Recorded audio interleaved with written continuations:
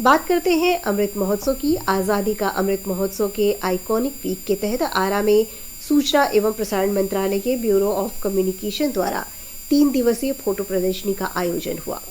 इस प्रदर्शनी में भारतीय स्वतंत्रता आंदोलन में विशेष रूप से बिहार के योगदान को दर्शाया गया। देखिए हमारे संवाददाता सलमान हैदर की एक खास रिपोर्ट।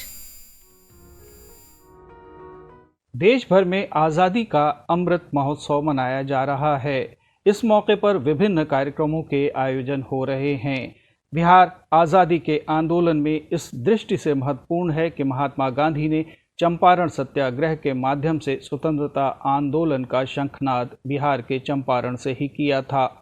दरअसल आज़ादी की गौरवमयी गाथा 1750 में जन्मे तिलका मांझी से शुरू होकर वीर कुंवर सिंह से होती हुई महात्मा गांधी तक पहुंचती है। बीच में ऐसे महानायक भी हैं जिनके बारे में आज की युवा पीढ़ी बहुत कम जानती है।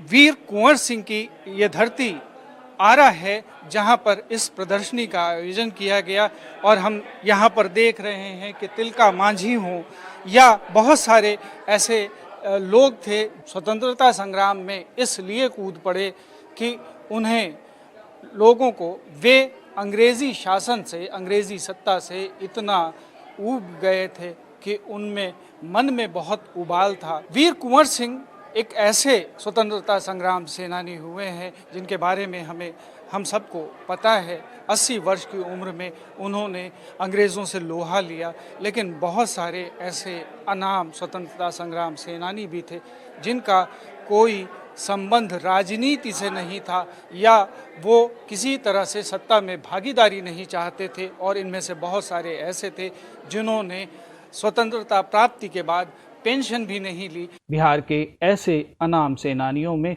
सहजानंद सरस्वती, यदुनंदन शर्मा, राम सुभग सिंह, राधा प्रसाद सिंह, रामानंद ब्रह्मचारी, बैकुंठ शुक्ल, परशुराम चौधरी, गुलाली सोनार, शालिग्राम सिंह, योगेंद्र शुक्ल, गणेश सिंह और शहीद किशोर ध्रुव जैसे लोग शामिल हैं जिनके बारे में आज की युवा पीढ़ी बहुत कम जानती है।